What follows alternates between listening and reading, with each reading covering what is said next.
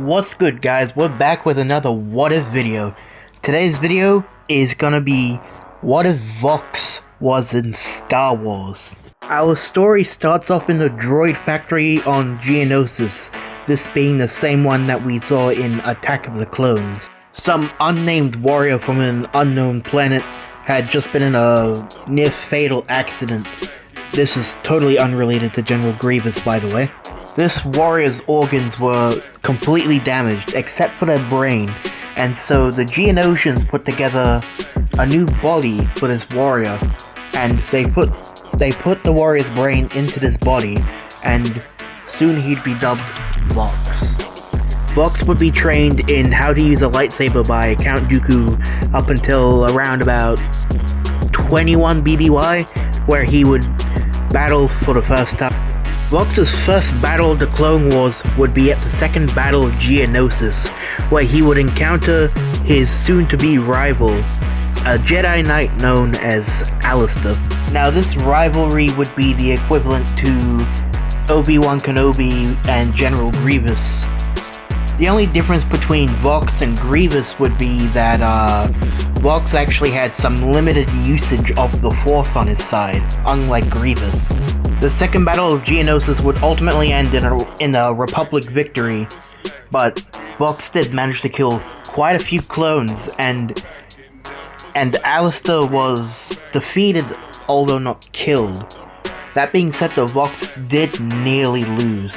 Skipping over to 20 BBY now, Alistair had just so happened to be on Naboo during the Festival of Light, and though it's unknown how he got there, Vox was also on Naboo during the Festival of Light. By this point in the war, Alistair had become a Jedi Master and so was much more experienced with his Jedi arts. However, Vox was taught in the Jedi arts by Count Dooku and also had access to Force Lightning, and because of that, Vox actually got the upper hand on Alistair. This devastating defeat was enough to make Alistair disappear for a long while, never to be seen for the rest of the Clone Wars. Separatist records do indicate that Vox was present for the Battle of Umbara, but any clone that saw him did not live to tell the story. It was a similar ploy to General Grievous during the first Battle of Geonosis, where he was in battle during the first Battle of Geonosis, but he wasn't visible to any Jedi. Any Jedi who did see him, they were dead. Now skipping to the Battle of Coruscant in 19 BBY, Vox was on the Invisible Hand when Obi-Wan Kenobi and Anakin Skywalker infiltrated the ship to save Chancellor Palpatine from the clutches of Count Dooku and General Grievous. Vox was ordered to take down any intruders that entered the Invisible Hand.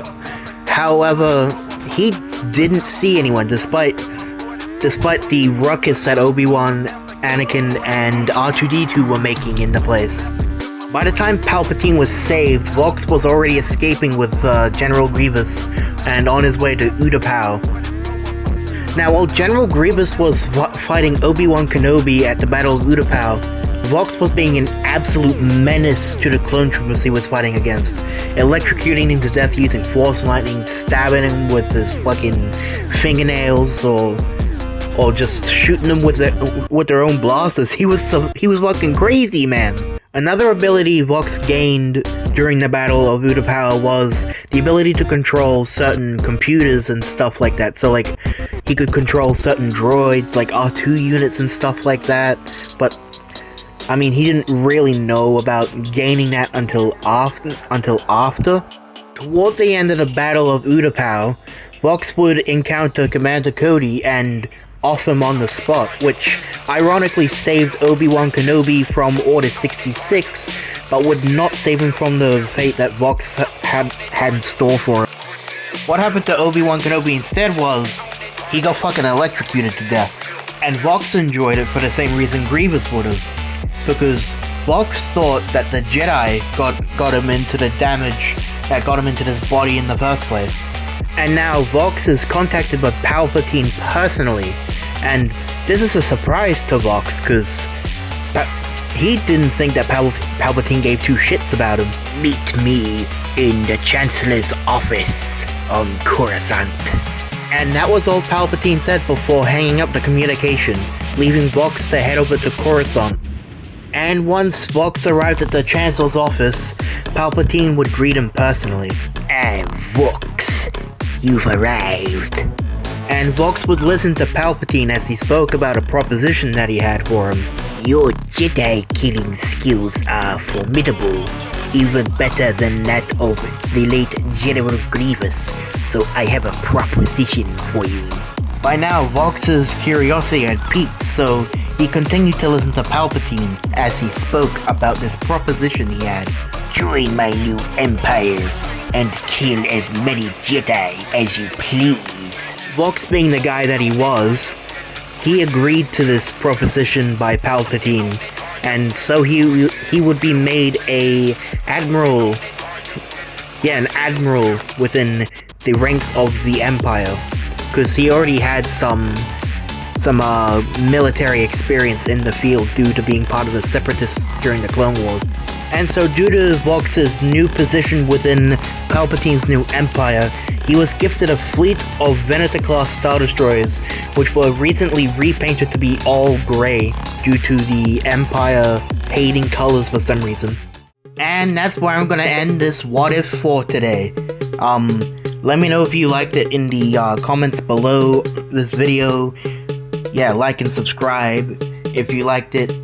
Do not worry at all, I will be doing a part 2 to this video, exploring Vox during the Imperial era and subsequent eras, and yeah, that's it. I'll see you in the next video, my fellow Mandalorians.